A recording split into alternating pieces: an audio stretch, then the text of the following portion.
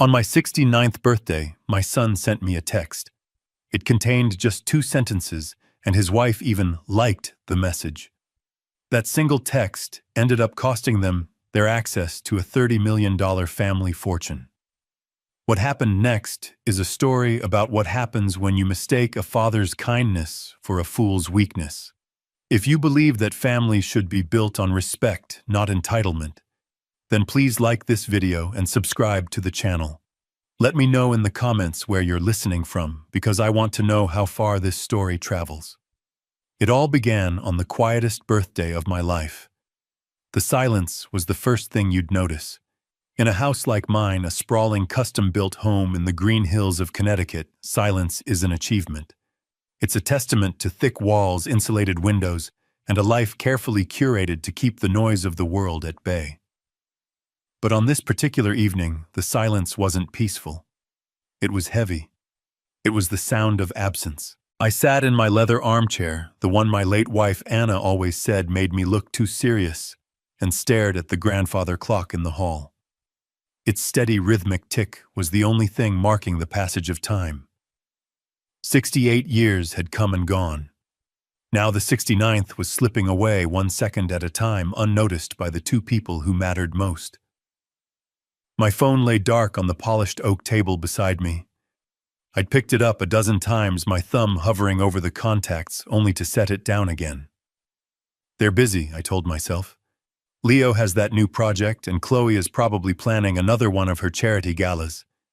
It was an excuse, and a poor one at that. A son doesn't forget his father's birthday. Not unless he is taught to. Or perhaps not unless he has been given so much that there's nothing left to be grateful for. The house was filled with ghosts of a happier time. I could almost hear Leo's childhood laughter echoing from the staircase, or see Anna arranging flowers on the mantelpiece, her smile brightening the entire room. After she was gone, I had poured everything I had left into our son. I saw it as my duty, my final promise to her. I had provided. I had enabled. I had given him a life free of the hardships I had faced building my architectural hardware empire from a dusty workshop into a national brand. I had given him everything I realized with a slow, sinking feeling, except for a reason to respect the man who had provided it. Finally, the ache of loneliness became too much to bear. I wasn't looking for a gift or a party. I just wanted a connection, a simple acknowledgement that I still existed in their world. With a sigh that seemed to carry the weight of the last decade, I picked up the phone. My fingers felt clumsy as I typed out the message. I read it over and over, deleting words, trying to make it sound casual, anything but desperate. In the end, I settled on something simple, something a father says to his son. Just wanted to say I love you both. Hope you're having a good week. I hit send before I could second-guess myself again. For a moment, I felt a flicker of relief. The message was sent. The silence was broken. Now I just had to wait. I didn't have to wait long. Less than a minute later, my phone buzzed on the table. A surge of warmth and hope shot through me. He replied. He remembered.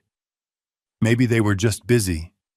Maybe I was just an old man getting sentimental and overthinking everything. I smiled to myself as I reached for the phone, my heart feeling lighter than it had all day. Then I read the message.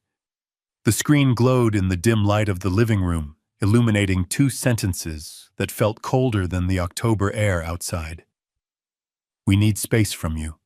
Please don't reach out anymore at all. I read the words once, then twice. I felt the air leave my lungs as if I'd been punched in the chest. It wasn't the anger or petulance of a young man having a bad day. It was a dismissal. It was a corporate, sterile, HR-approved termination of a relationship. It was an execution. My son had just fired his father. My mind went numb. I couldn't process the cruelty of it. Space for 20 years after his mother died, my life had revolved around giving him a foundation to build his own. But I had made a terrible mistake. I hadn't given him a foundation. I had given him a fully furnished penthouse, and he was now complaining about the landlord. As the initial shock began to subside, my eyes focused on a small detail below the text bubble. a detail that took the cold cruelty of the message and dipped it in poison. It was a small red heart icon, and next to it 2 words, "Chloe liked this message." That was the moment everything broke. The heartbreak I felt wasn't a loud shattering sound. It was a quiet, deep fracture, the kind that splinters a solid foundation until the whole structure is compromised. Chloe, his wife. The woman whose lavish wedding I had paid for without blinking, the one who drove a Range Rover I had bought her as a birthday present. Her liking that message wasn't just agreement. It was applause. It was a digital high five for her husband's cruelty. In that moment, I saw their partnership with blinding clarity. They weren't just a couple. They were a team united in their entitlement. The memories, the ones I had pushed aside for years to keep the peace, came flooding back. They weren't individual events anymore. They were connected dots forming a perfect, ugly picture.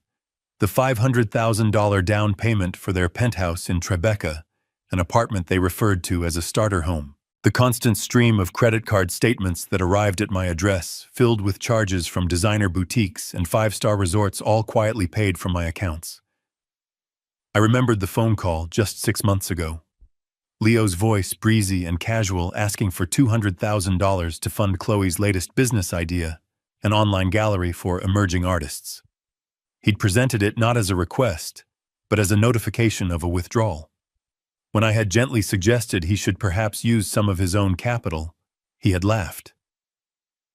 "Dad, this is my capital. It's the family money."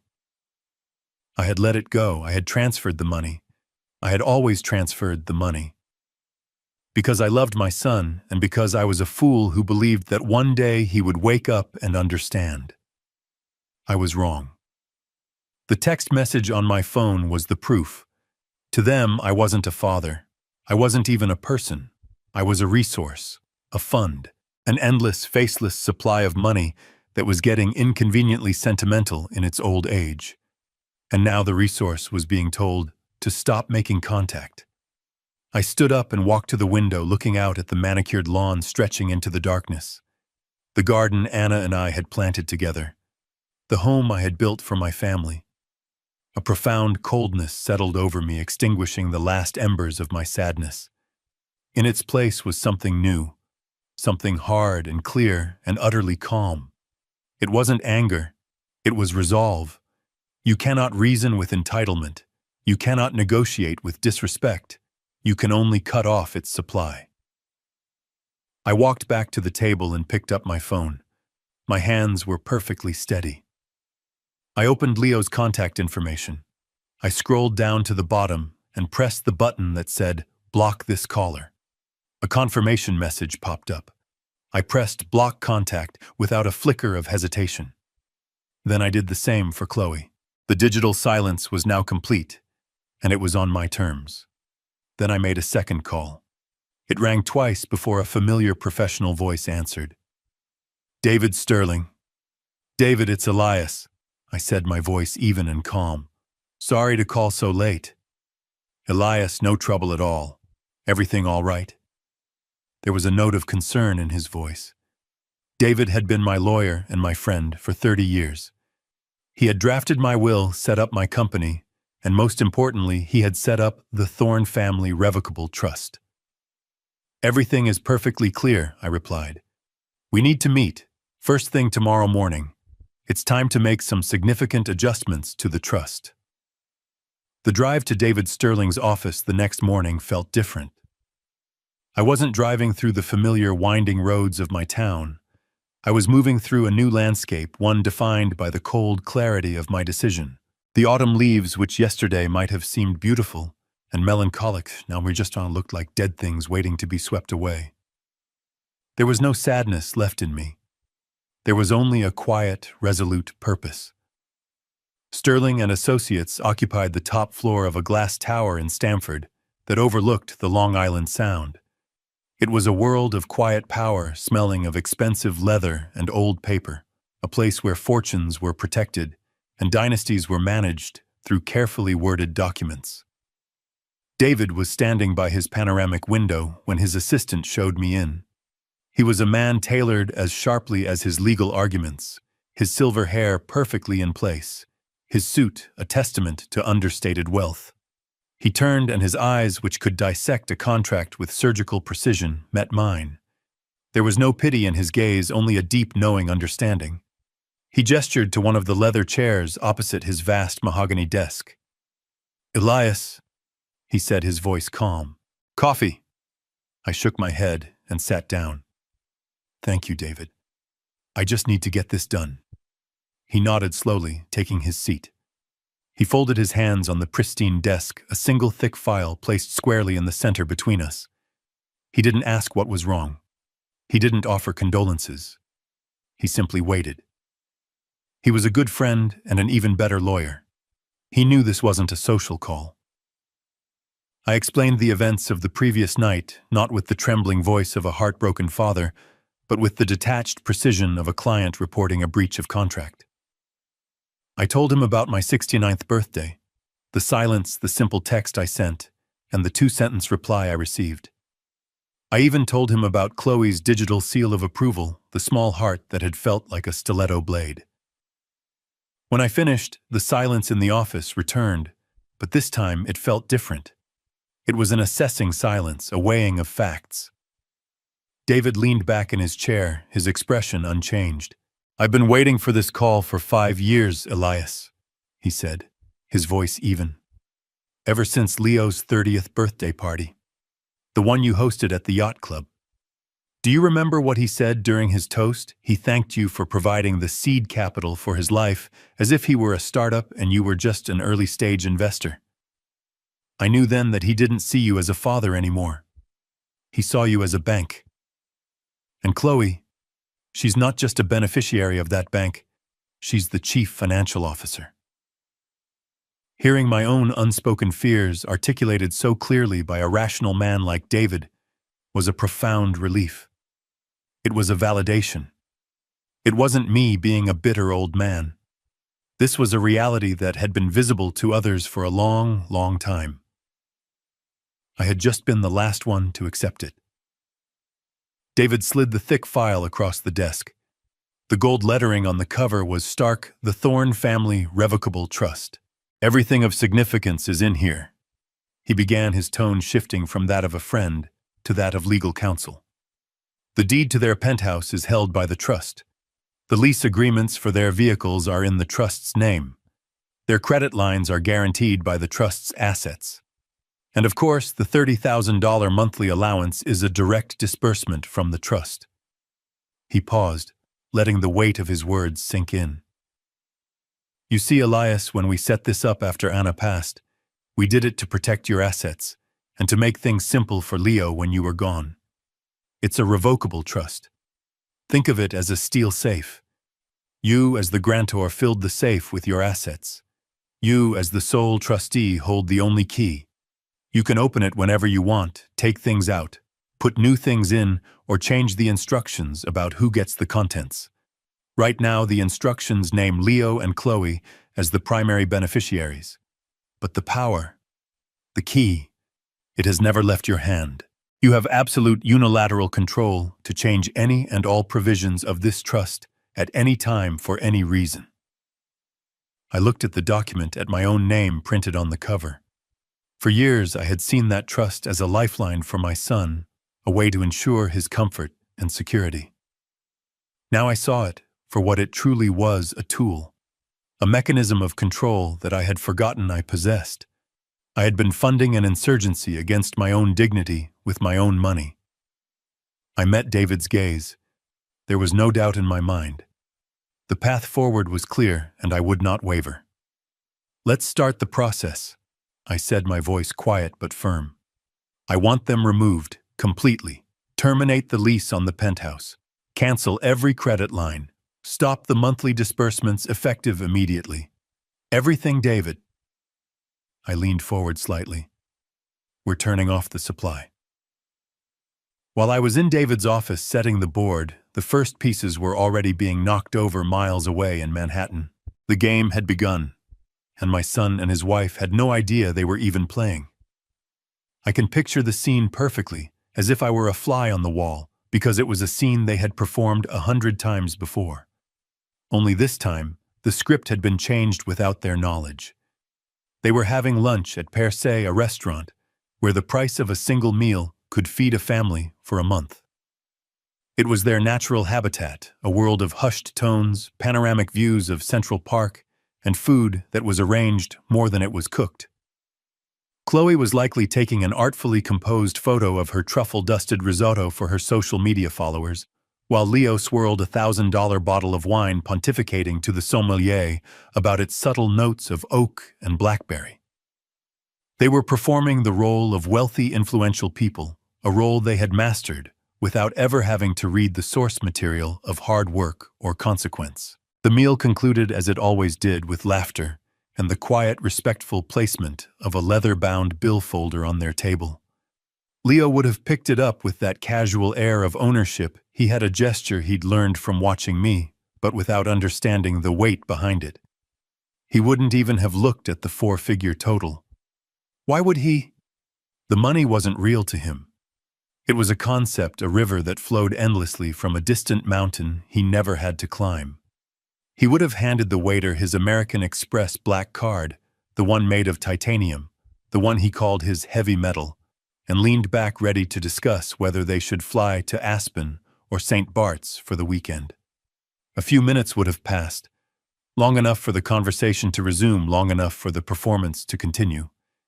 Then the waiter would have returned to the table, his expression a perfect professional mask of apology. "I'm very sorry, Mr. Thorne," he would have said, his voice low, "but the card has been declined." Leo's first reaction would have been a short, incredulous laugh. "Declined? That's impossible. Run it again. Your machine must be acting up." It was a statement of fact, not a request. In his world, that card did not decline. The universe did not operate that way. Chloe would have looked annoyed, bothered by this small, vulgar tear in the fabric of their perfect afternoon. The waiter would have obliged, of course. He would have returned a minute later with the same result. "My apologies again, sir. It seems there is an issue with the card. Perhaps another form of payment." The annoyance on Leo's face would now be mixed with a flicker of genuine embarrassment. He was being challenged in his own arena. He would have pulled out a second card, a platinum visa, with a dismissive wave. "Here, this one has no limit." But it did have a limit. A new one set to 0. The waiter's third trip to the table would have been more somber. The professional smile was gone, replaced by a look of cautious concern. Chloe, sensing a real problem, would have stopped scrolling through her phone. "Leo, what is going on?" she'd hiss. She would then offer her own card, a sapphire reserve, with a look that dared the universe to decline it too. It was declined. The table, once a stage for their affluence, was now an island of quiet, escalating panic. The laughter was gone. Their voices were now urgent whispers. "What is happening?" Chloe would demand. "Did you miss a payment?" "Of course I didn't miss a payment." Leo would snap back, his confidence completely shattered. "My father's office handles all of it. It's all automated through the trust. It's impossible." That word again. Impossible. The word of a man who had never faced a closed door. He'd pull out his phone, a desperate attempt to restore order to his crumbling reality. "I'm calling Dad. There's been some kind of massive screw-up at the bank." He would tap the screen, bringing my contact photo up. He would press the call button and raise the phone to his ear, expecting to hear the familiar ring. But there would be no ring. Just the flat, immediate silence of a call that goes straight to voicemail. His brow would furrow in confusion. He would try again. Same result. The connection was instantly severed. A cold dread would begin to creep into his expression. This wasn't a technical error. This felt different. He'd switched to text messages, his thumbs flying across the screen. "Dad, what's going on with the cards?" "None of them are working. Call me." He would hit send, expecting the blue bubble to appear with the word "delivered" beneath it. Instead, a green bubble would pop up and underneath it, a small damning notification in red letters, "Message failed to send." He would stare at it, his mind refusing to connect the dots. Then he'd try again, and again, the red letters mocking him each time. And then the horrifying realization would dawn on him. This wasn't a network issue. This wasn't a banking error. This was a wall. A deliberate, impenetrable wall. He had been blocked.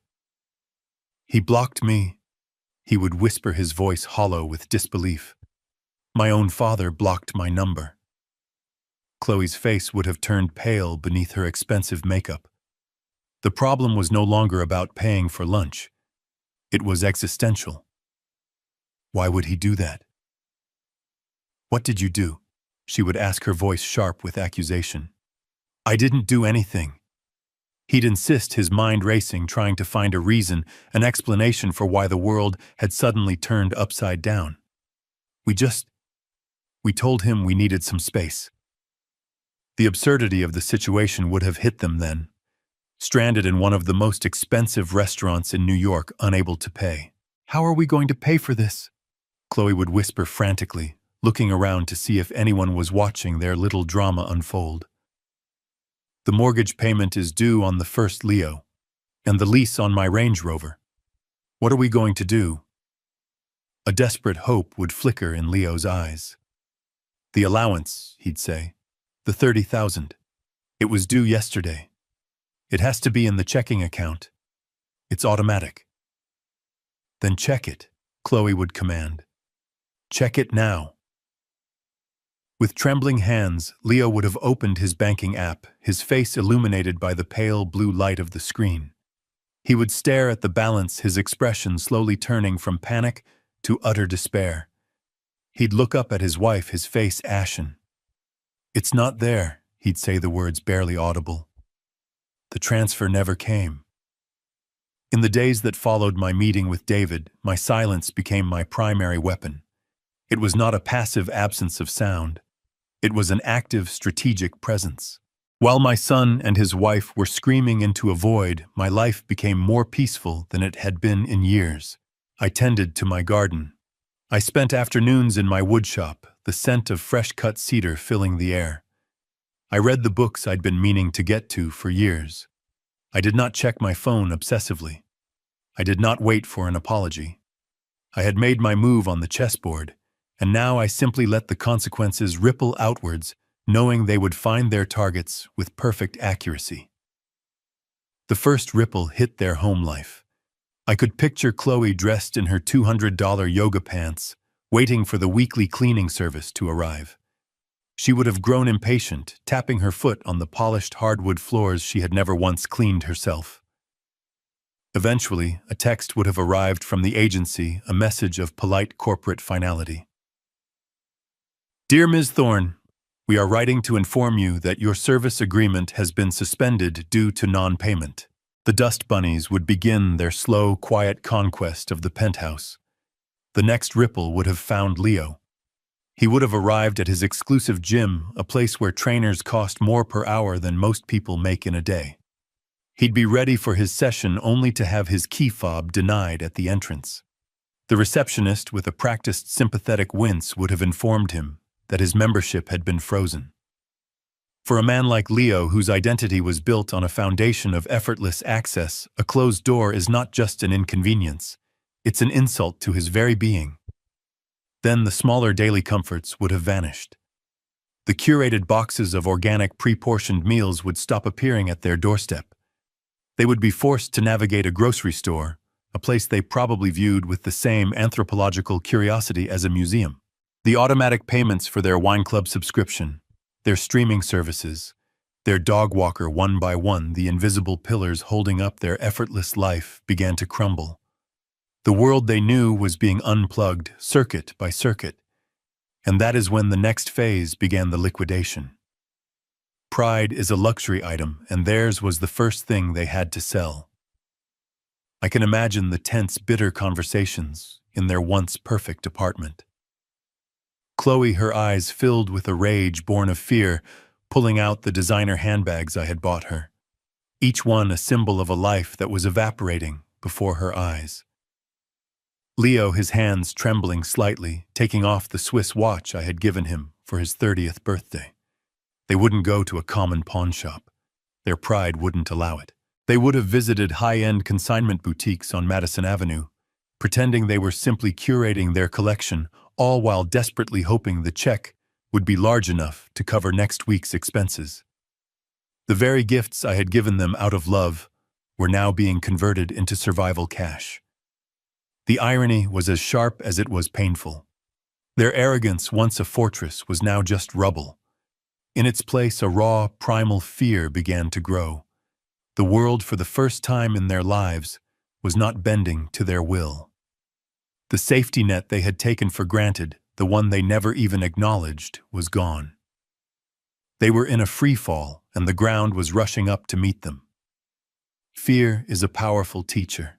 It's the one lesson I realized I had failed to give my son, and now the world was teaching it to him for me. Their attempts to reach me became more frantic. My phone, which I kept on silent in my study, became a silent testament to their desperation. Unfamiliar numbers would flash on the screen. I'd let them go to voicemail. An hour later, I would listen. It was always Leo, his voice tight with a forced artificial calm. "Dad. It's me. I'm calling from a friend's phone. Pick up. This isn't funny anymore. We need to talk." The word need was still there. He still believed he was in a position to make demands. More calls came. More texts from numbers I didn't recognize, each one more urgent than the last. They were a frantic storm beating against the stone walls of my silence. But inside those walls I was at peace. I didn't need to block these new numbers. My silence was the only block necessary. It was my answer to every question, my response to every demand, and my rebuttal to every accusation. It was a constant, unwavering, and deeply unsatisfying no. They had asked for space. I was simply giving it to them in a way they had never expected. A month passed. For me, it was a month of quiet routine and newfound peace. For them, it was a month of slow-motion drowning. David kept me informed of the key developments, not out of a sense of gossip, but as a matter of legal record. I knew the money they'd gotten from selling their trinkets wouldn't last. It was like using a teacup to bail out a sinking yacht. They were patching small holes while a gaping chasm was opening up beneath the waterline. And after 30 days of silence, I knew the real storm was about to hit. It arrived in the form of a single piece of paper. It would have been taped to the heavy imported wood of their penthouse door. An official notice from the building's management company, its stark black and red lettering, a violent contrast to the serene elegance of their hallway. It was a notice to vacate for non-payment of rent. I can imagine the moment Leo found it. The confusion, the immediate assumption that it was a mistake, a clerical error meant for someone else.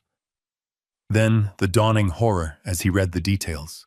Tenant name, the Thorne Family Trust. Amount overdue 2 months' rent totaling $60,000. Chloe's reaction would have been disbelief followed by pure rage. "Rent?" She would have shrieked, the word foreign and insulting on her tongue. "What do you mean rent? We own this place, your father bought it for us." And that would have been the moment of true, soul-crushing revelation for my son. He would have had to admit the truth, perhaps, for the first time even to himself. I thought he did," he'd stammer. "He always just handled it."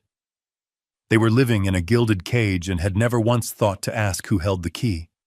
The foundation of their entire life, the very floor beneath their feet, wasn't solid ground. It was a rental agreement, and the lease had just expired. The security they had felt was an illusion, and it had just vanished. As if the universe had decided to choreograph their downfall with maximum efficiency, the second blow landed that very same afternoon. Reeling from the eviction notice, their world shrinking to the four walls, they had less than 30 days to vacate. Chloe must have decided she needed to escape. Maybe she was going to a friend's house to complain, or to her mother's to cry. She would have stormed out of the building, her face a mask of fury, and walked towards the spot where she always left her white Range Rover. But the car wasn't there. In its place was a tow truck, its yellow lights flashing with a kind of cheerful indifference. Her car, her status symbol, the vehicle she had so proudly featured in her social media posts was already hooked. Its front wheels lifted ignominiously off the pavement. A man in a jumpsuit with a clipboard would have met her protests with a shrug. He had the paperwork. The vehicle was being repossessed. Lessee the Thorne Family Trust. Account status. Delinquent.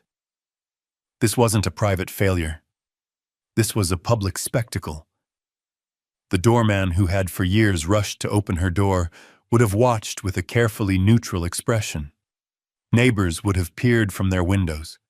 It was the ultimate social humiliation, a real-time downgrade of her entire existence played out on the streets of Manhattan. She could scream, she could threaten, she could cry. It wouldn't matter. The man with the clipboard held all the power.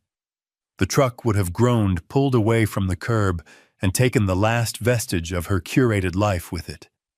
That was the breaking point. The 1-2 punch of losing their home and their transportation in the span of a few hours shattered whatever composure they had left. Panic in the face of a declined credit card is one thing. The terror of impending homelessness is another entirely. A person's true character isn't revealed in comfort. It's forged in crisis. I had provided my son a lifetime of comfort. Now the crisis would finally reveal the man I had raised. Their options had dwindled to nothing. They had no allies to call, no hidden funds to access. There was only one car left, Leo's sedan. And there was one last desperate and foolish idea.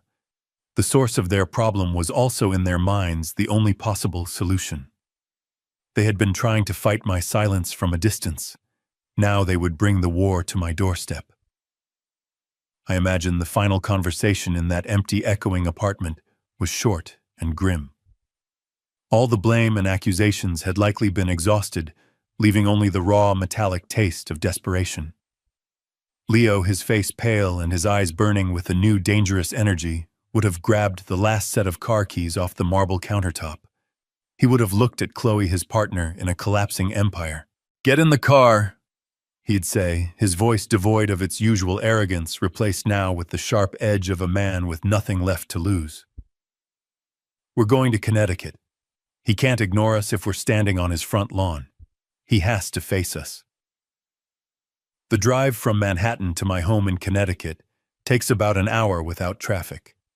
For them, I imagine it was an hour filled with a volatile mix of rage, fear, and a desperate flickering hope that a face-to-face confrontation could change things. They still operated under the delusion that their presence, their emotions, held some power over me. They were coming to my home to make a scene, believing that shame or guilt would be the key to opening the vault. They failed to understand that the man they were coming to see no longer lived there. I was in the rose garden when they arrived. My security system had given me a quiet, discreet notification on my watch a few minutes earlier: vehicle approaching. I didn't need to check the cameras. I knew who it was. The garden was my sanctuary, the place Anna and I had designed together decades ago. Each rose bush had a name, a history. Tending to them was a form of meditation, a slow, deliberate act of creation and maintenance. That day I had put on my noise-canceling headphones, selecting a playlist of Bach's cello suites. The rich, orderly music filled my head, a perfect soundtrack for the task at hand. The world outside that music, outside the 10-foot stone wall that surrounded my property, simply ceased to exist. I knew they were at the front gate. I could imagine the scene without seeing it. Leo's hand jabbing at the intercom button with increasing force. Chloe pacing on the gravel driveway, her expensive shoes ill-suited for a battle she was about to lose. They would have been met with the same thing that had tormented them for the past month: absolute, impenetrable silence. The intercom would not buzz. The gates would not open. From the edge of the garden, through a carefully trimmed hedge, I had a clear view of the road leading to the house. I watched as they abandoned the gate and began to walk the perimeter of the wall, looking for a weakness, a way in.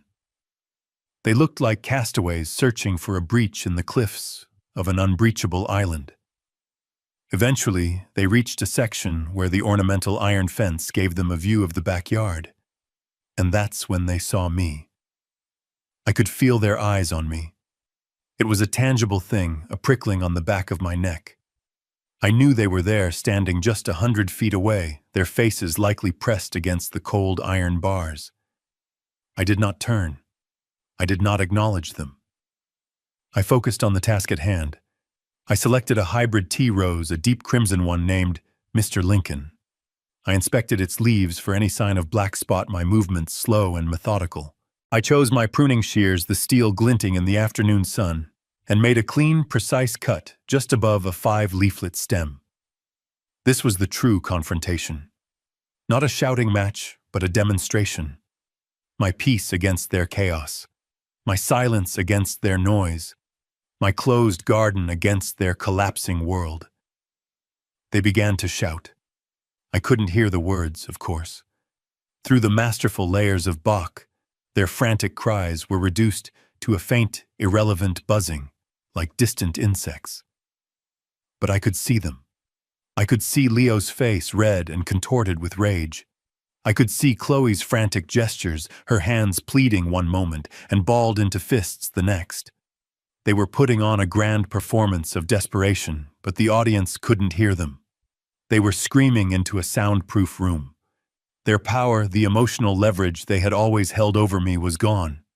Their words, which had once been able to cut me to the core, could no longer even reach my ears. They must have gone on like that for 10 minutes, their energy eventually giving way to a ragged, hopeless exhaustion. And that's when the security car arrived. My system is programmed to automatically alert the local patrol if the gate intercom is pressed more than 5 times in a minute, or if a vehicle lingers for more than 10. A sleek black sedan with the logo of the security firm on its side pulled up quietly behind their car. A uniformed officer, a man named Marcus, who had patrolled this neighborhood for years, got out. He was the embodiment of professional calm. He didn't rush or escalate the situation. He simply walked over to them, a polite but immovable presence. I couldn't hear the exchange, but I could read the body language. Leo's initial aggressive posture, Chloe's tearful, dramatic appeal, and Marcus's patient, unshakable stance. He would have listened, nodded, and then quietly informed them that they were on private property and had been asked to leave. They were no longer the son and daughter-in-law of the owner. They were trespassers. The defeat was absolute. There were no more cards to play. They slumped back to their one remaining car, all the fight gone out of them, and drove away. Marcus's car waited until they were out of sight before pulling away itself. The silence returned, this time deeper and more complete. Only then did I turn. I took off my headphones, and the sound of the real world rushed in the gentle breeze, the chirping of a finch in the oak tree. I walked over to the Mr. Lincoln rosebush. I snipped the perfect deep red bloom I had just pruned and held it, its fragrance rich and complex. I had weathered their final desperate assault without raising my voice, without taking a single step outside my garden. I had won not by fighting back, but by simply refusing to be part of their storm. The drive back to the city must have been a long and silent one. Their final desperate gambit had failed in the most humiliating way possible. They had brought all their fury and desperation to my door, and had been turned away not by an angry confrontation, but by a wall of serene indifference. They had been dismissed. Their power was gone, their resources were gone, and now their hope was gone. What followed was the inevitable final stage of their collapse, the complete unraveling. It began that evening. It was a storm of communication directed at a man who was sitting peacefully in his study reading a book on Roman history. The calls came from numbers I didn't recognize, one after the other, a frantic digital assault. I had set my phone to automatically silence and log any calls not from my contact list. I didn't have to lift a finger. The technology did the work, acting as a silent digital butler, turning away unwanted guests at the door.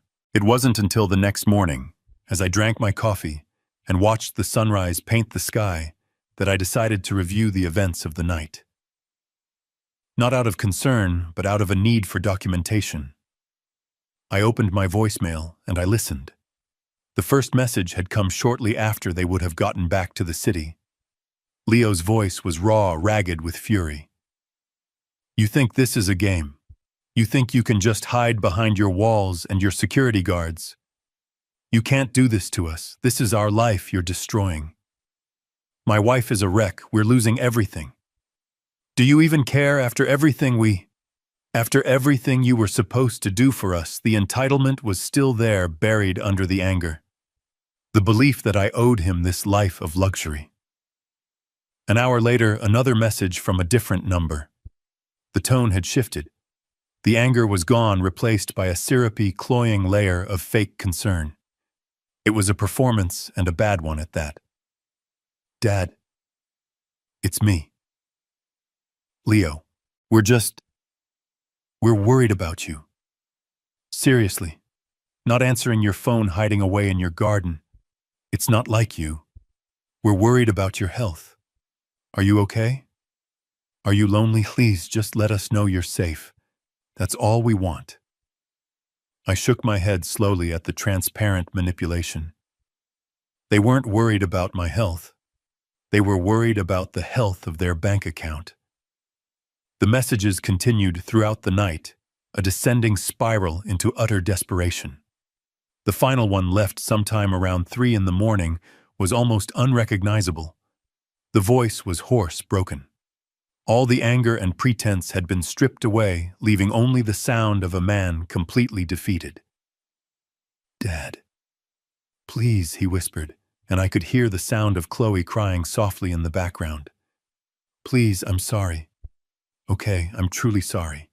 For the text, for everything. We were stupid. We made a mistake. A terrible, terrible mistake. We'll do anything to make it right. I'll get a job, a real one, I swear. We'll pay you back. Just, please don't do this. Don't throw us away. We're your family. Please, Dad. Just call me back." After listening to the last pathetic plea, I exited the voicemail and opened my phone's blocked call registry. My system keeps a log of all incoming activity. I scrolled through the entries from the previous night. Page after page of blocked calls from a handful of unknown numbers, all time-stamped between 7 p.m. and 4 a.m. At the top of the screen, the phone's software had tallied the total. The number was precise. 109. 109 desperate, futile attempts to breach the walls of my resolve. I set the phone down. The experiment was complete. The data was collected. It was time for the final phase. I picked up the phone again and made a single call. "David," which I said when he answered. "It's time. Send them the email." A few hours later, a message would have appeared in their inbox, an electronic dove in the midst of their flood of despair.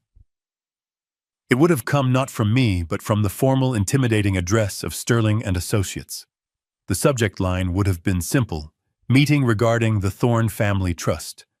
The message itself was brief, professional, and devoid of any emotion. "Dear Mr. Thorne and Ms. Thorne, on behalf of my client, Elias Thorne, I am writing to invite you to a meeting to discuss the future of the Thorne Family Trust.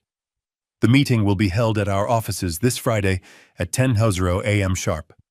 Please confirm your attendance at your earliest convenience." I knew exactly how they would interpret that email. They would not see the cold legal formality. They would not recognize the language of a summons. They would see it as a white flag of surrender. They would believe that their campaign of desperation, their 109 calls, their pathetic apologies, had finally worked. They would think they had broken me. They would believe they were coming to my lawyer's office to negotiate the terms of their reinstatement. They had no idea they were simply coming to sign their own death warrant. The morning of the meeting, I arrived at David's office an hour early. We sat in his private study, the final notarized documents resting between us on his desk. There was no last-minute hesitation, no flicker of doubt. The preceding month had only solidified my resolve. David reviewed the sequence of events one last time, not as a friend questioning my choice, but as a lawyer ensuring the execution would be flawless. "Are you ready, Elias?" he asked. I looked out the window at the city below, a sprawling ecosystem of cause and effect, of actions and consequences. "I've been ready for a long time," I said. "Let's go to the conference room." The room was designed to intimidate. It was a long, narrow space dominated by a single colossal slab of mahogany, polished to a mirror shine. One wall was entirely glass, offering a dizzying panoramic view of the city. It was a room that made you feel small, a place where multi-million-dollar deals and bitter corporate divorces were finalized with the stroke of a pen. It was the perfect venue for what was about to happen. I took my seat at the head of the table with David to my right. The heavy leather-bound document lay directly in front of me. We waited. They arrived precisely at 10 o'clock. Their punctuality was a sign of their desperation. They were led in by David's assistant, and for a moment I saw them not as my son and his wife, but as two strangers walking into a trap. They looked diminished. The weeks of stress had stripped away their glossy veneer. Leo's suit, though expensive, seemed to hang off his frame, and his eyes were shadowed with sleepless nights. Chloe's makeup couldn't quite hide the anxiety that tightened the corners of her mouth. They were trying to project an image of contrite, responsible adults, but they just looked like frightened children who had been called to the principal's office. They sat down opposite me, the vast expanse of polished wood between us, feeling like a chasm. The air was thick with unspoken words, heavy with the weight of expectation. David, ever the professional, broke the silence. "Thank you for coming," he said, his voice neutral. "We have provided water for you. Elias has asked for this meeting to discuss the future of the family trust." That was Leo's cue. He cleared his throat, sat up straighter, and began the performance he had clearly rehearsed. "Dad," he started, his voice straining for a tone of earnest sincerity. "First of all, Chloe and I just want to say how deeply sorry we are. The last month has been a nightmare. But it's given us a lot of time to think, and we realize things got out of hand. There was a complete misunderstanding, a breakdown in communication." He paused, looking for a reaction from me. I gave him none. I simply sat there, my hands resting on the table, my expression unreadable. My silence unnerved him, and he rushed to fill it, his words tumbling out faster now. "We've been under a tremendous amount of stress lately with work and, well, everything. And we acted poorly. That text message, it was inexcusable. It was sent in a moment of frustration, and we never ever meant for it to hurt you. We love you, Dad. You're our father, and that's the most important thing." Chloe, on cue, reached across the table as if to touch my hand, her eyes welling up with crocodile tears. "We love you so much, Elias," she whispered. I continued to listen, my gaze steady. His speech was a masterpiece of evasion. It was filled with we and us, with external pressures and mutual misunderstandings. There was no ownership, no real accountability. He wasn't apologizing for what he did. He was apologizing for how I had reacted. He was apologizing because he was desperate, because his entire world had been taken away and he wanted it back. He spoke for another 5 minutes, his monologue winding through a maze of flimsy excuses and hollow promises about how things would be different from now on. When he finally sputtered to a stop, the silence that fell upon the room was even heavier than before. He looked at me, his eyes pleading, searching for a sign of forgiveness, a crack in my resolve. He was waiting for a conversation, a negotiation. He was expecting me to list my grievances, to demand new terms, to engage in the familiar emotional dance we had done so many times before. I let the silence stretch, letting their discomfort build to an almost unbearable level. Then, with a slow, deliberate motion, I placed both my hands on the leather-bound document in front of me. The sound of my palms on the smooth cover was the only noise in the room. I did not raise my voice. I did not argue with his points or dissect his insincere apology. There was nothing left to debate. I pushed the document forward.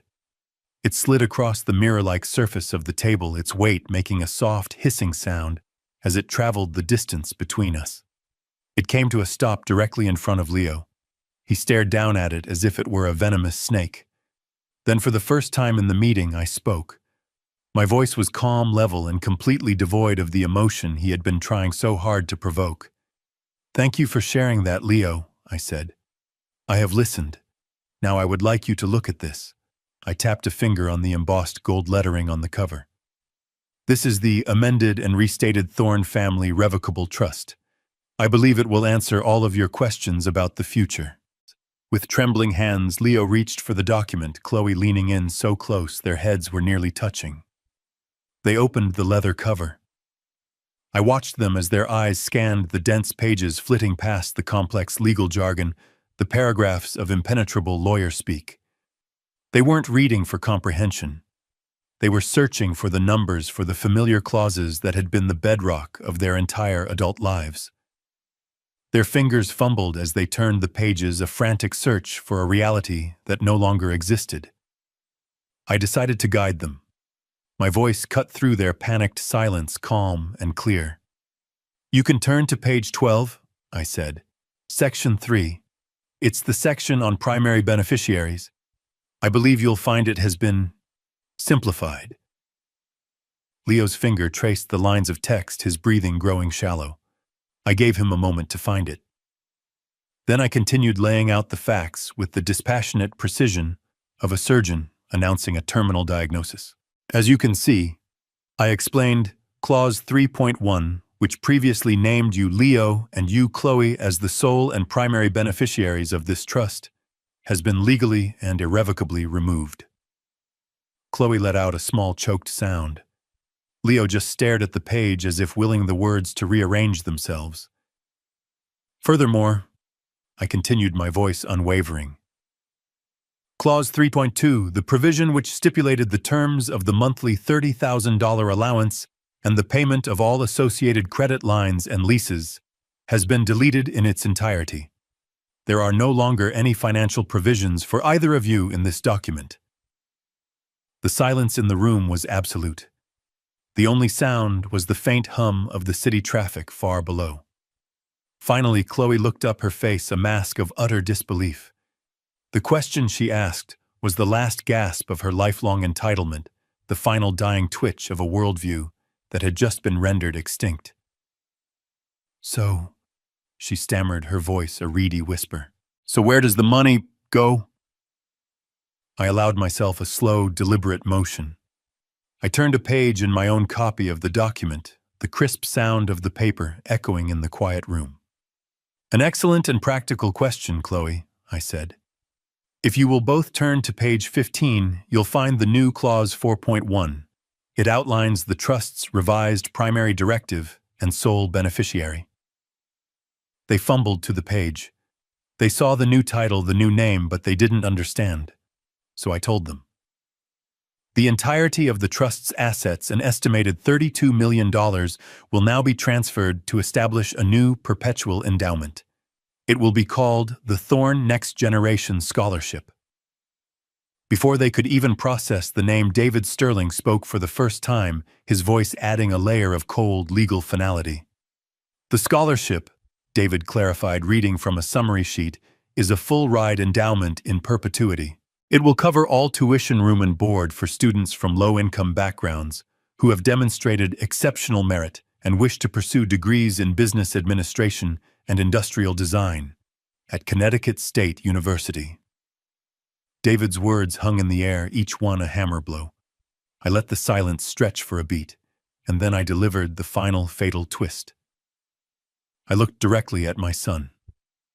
The boy I had raised, the man he had become, the failure he had chosen.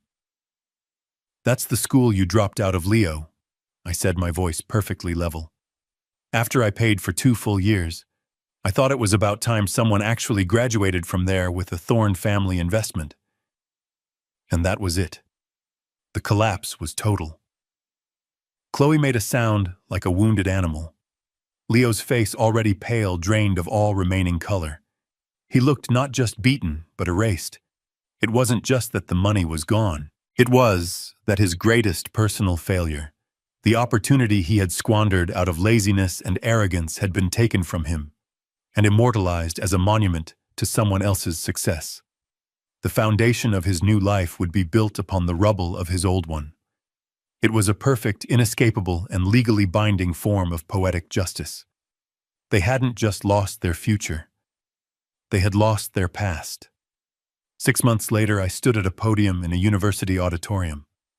The air didn't smell of expensive perfume and catered food, but of old books and fresh paint and limitless potential. I wasn't surrounded by the wealthy and the powerful, but by students and their families, their faces bright with a pride that money could never buy. I looked happier, healthier, and more at peace than I had in 20 years. This was the inaugural awards ceremony for the Thorne Next Generation Scholarship, and I was giving the keynote address. I spoke about my own life, about starting a business in a dusty garage with nothing but a set of tools and an idea. I spoke about the dignity of work, the value of a second chance, and the difference between a price tag and true worth. A legacy, I told them, is not what you leave for people. It's what you leave inside of them. As I looked out at the faces of the young, ambitious students who would now have the opportunity my own son had thrown away, I knew I had finally made a sound investment. At that same moment across the state, my son was learning the language of consequence, a language I had failed to teach him. In a short, silent scene, you could see his new life. The sprawling penthouse was gone, replaced by a small 2-bedroom apartment above a laundromat. The expensive suits were gone, replaced by the high-visibility vest of a logistics coordinator. I saw him on a loading dock, a clipboard in his hand, looking tired but focused, his shoulders squared with a responsibility he had never known. And Chloe, her social media empire, a distant memory, was now managing a boutique clothing store in a suburban mall. I saw her patiently folding sweaters, her expression strained but resilient. The false glamour of her old life replaced by the stark reality of an hourly wage. Their life was no longer beautiful or easy. It was difficult, it was a struggle, and for the very first time it was theirs. Their relationship, I imagined, was a tense and fragile thing, but it was being rebuilt on the solid, unforgiving ground of reality.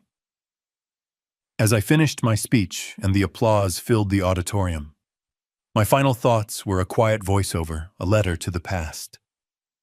I had spent 30 years of my life writing checks. I finally realized it was time to start building a legacy. The last and most important gift I ever gave my son wasn't money. It was the very thing he had so cruelly asked for. It was space, the space to fail, the space to learn, the space to finally, on his own terms, stand up. In losing their inheritance, I had given them a chance to earn their own lives. In the process, I had reclaimed my own peace. And perhaps I thought one day I might get my son back. Not as a dependent, but as an equal. A relationship built not on obligation, but on a foundation of mutual, hard-won respect. Later that evening, I was back home sitting in the garden as the sun set, casting long shadows across the lawn. The air was cool and quiet. My phone, which had been silent for 6 months, buzzed on the small table beside me. I picked it up. It was a text message from a number I did not recognize. The message contained a single word. One word and a question mark. Dad. I stared at the screen for a long moment. There was no desperation in the text, no demand. It was just a question, an opening, a first step across a vast canyon of silence. A small, enigmatic smile touched my lips. It wasn't a smile of triumph or forgiveness, but a smile of quiet satisfaction. The power to answer, the power to decide the future was now entirely mine. I placed the phone screen down on the table. I didn't need to answer right away. I leaned back in my chair and listened to the sounds of the evening.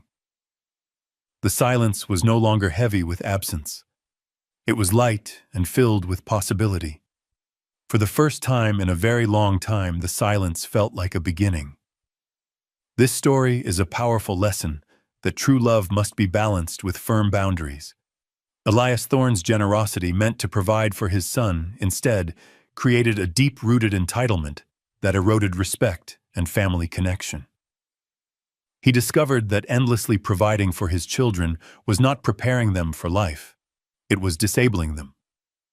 The most profound act of fatherhood was not writing another check, but finally saying no. By doing so, he gave his son the most difficult but valuable gift of all, the opportunity to face consequences, discover his own strength, and build a life of his own. Share your thoughts in the comments below. Do you believe setting hard boundaries is sometimes the greatest act of love?